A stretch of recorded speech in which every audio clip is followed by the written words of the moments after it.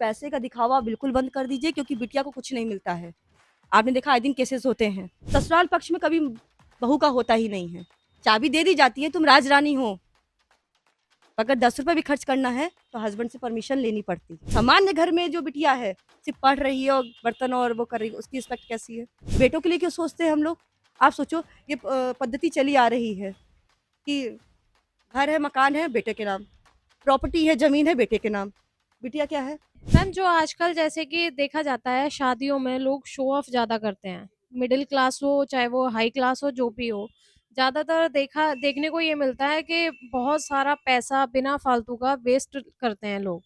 इस पे आप क्या कहना चाहेंगी? मेरे हिसाब से नहीं करना चाहिए। मैं खुद एक मिडिल क्लास फैमिली से बिलॉन्ग करती हूँ। मेरी भी एक बेटी है जो 12 साल की है, और हमने अभी से ही उसके लिए सोच रखा है कि जितना पैसा है जो हम गहने में लगाएँगे, क्योंकि देखिए बाद में ये आता है कि किसी ने गहने रख लिए, कहीं दे दिया, ये कर दिया, वो विचार ही ना आए।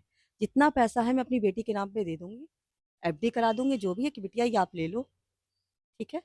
समान तरीके से शादी कराऊँगी, 10-12 लोग आ गए, शादी हो गई।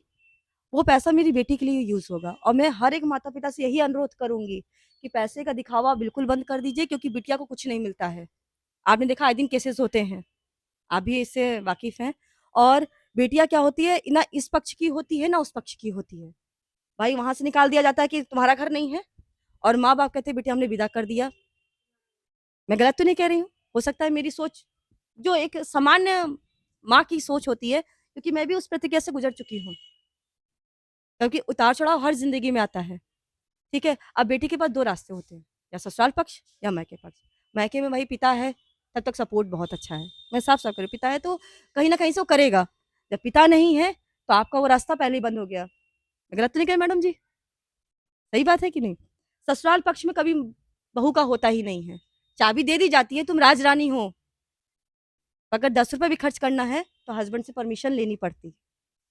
तो मैं ये नहीं कह रही कि हर एक चीज़ बुरी होती है, पर अपनी जो बिटिया के लिए आपने 22 साल जिस बेटी को बहुत सँभाल के रखा आपने, कि सुई ना चुभे, अब आपने उसको विदा कर दिया, फिर आप देखना बंद कर देते हो, क्यों?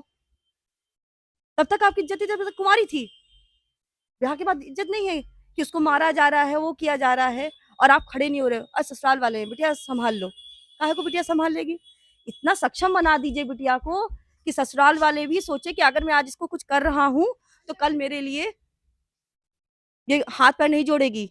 इसके माता-पिता ने इसको मजबूत करके भेजा है, और तब देखिए किसी भी बेटी का शोषण नहीं होगा, क्योंकि अगर वो इस हिसाब से वो होगी मजबूत, तो उसका शोषण हो ही नहीं सकता।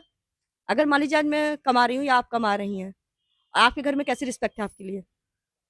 और एक सामान्य घर में जो बिटिया है, सिर्फ़ पढ़ रही है और बर्तन और वो कर रही है, उसकी रिस्पेक्ट कैसी है?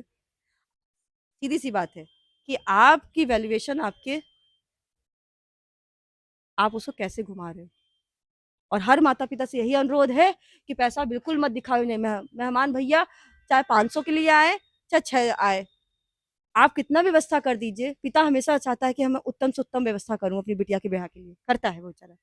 कहीं से कर्ज़ा लेगा, कैसे भी लेगा, करता है वो। फिर क्या होता है, सब्ज़ी में नमक कम है, मसाला कम था, मीठा कम था, ये कम था। मत करो, जो पैसा है अपनी बिटिया के लिए दे दो। मैं तो यही हूँ कि ठीक है, जो मुझे मेरी बेटी के और छोड़ दिया है बेटी के ऊपर। जितना बेटे के लिए करा है, उतना बेटे के लिए करूँगी। अगर एक कमरा बेटे के लिए बनवाऊँगी, तो एक कमरा बिटिया के लिए बनवाऊँगी। भले ताला डाल के रखे वो। कल को किसी से ना पूछे हम ज़िंदा रहें चाहे ना रहें, मेरे माँ-बाप ने रखा है, ना भाई पे भी डिपेंड हो, ना हस्बैंड पे डिपेंड हो। और सबको ये चीज़ें होनी चाहिए, हर एक बिटिया के लिए। मेरा कर्तव्य है। बेटों के लिए क्यों सोचते हैं हम लोग?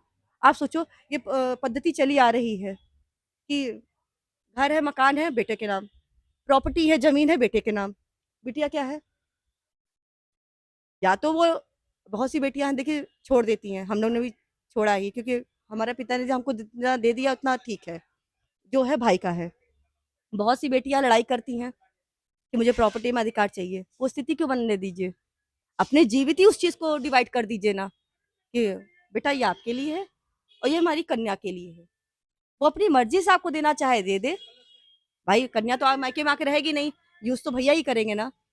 इससे भैया का भी सम्मान बना रहेगा कि भई जब भी बहनें आएँगी, आप देखो भाई इज़्ज़त से बुलाएँगे कि हमारी दीदी ने हमको वही, और जब कुछ नहीं होता है तो आप ये सोचिए, जब बहनें जाती हैं तो कैसा सम्मान होता है, भाभियाँ कैसा सम्मान करती हैं। मैं भी किसी की भाभी हूँ, कैसा सम्मान करते हैं।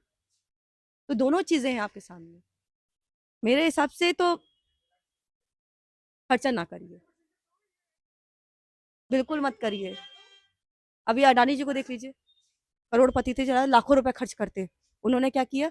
सिंपल सी शादी की और वो डोनेट कर दिया, क्योंकि वो सक्षम हैं कि अपनी बिटिया का भी फ्यूचर बना सकते हैं और बाहरों के लोग के लिए भी कर सकते हैं। बहुत अच्छा किया, वही सबको करना चाहिए। मत खिलाइए इतना कि खा करके वो पत्तल फेंक के चले जाए। नहीं है ये, अब वो ज़माना गया। पहले लोग अन्नपूर्णा को बड़ी इज़्ज़त से करते थे कि जो दिया बिटिया के बाप ने बहुत कुछ किया। अब आप सही बताइए, कहीं से भी उदाहरण सुन लीजिए, कैसा आता है? अरे गए थे, व्यवस्था सही नहीं थी। ससुराल पक्ष वाले ही बोल देते व्यवस्था सही नहीं है। मुझे कुछ नहीं चाहिए, ये बोलते रहते हैं। उसके बाद क्या होता है? बस खाना-पीना सही उत्तम कर दीजिएगा, और वेस्टेज कितना होता है। मैं तो ये प्लेट सिस्टम भी कहती हूँ बिल्कुल मत करिए। पत्तल वाला सिस्टम सही था कि थोड़ा-सा दे देते थे, खा लीजिए हम फिर दे देंगे आपको आकर के, और सम्मान भी था, पूछ-पूछ के खिलाते थे। अब तो आप जितना खाना का वेस्टेज, कोई मतलब नहीं है कहीं से भी।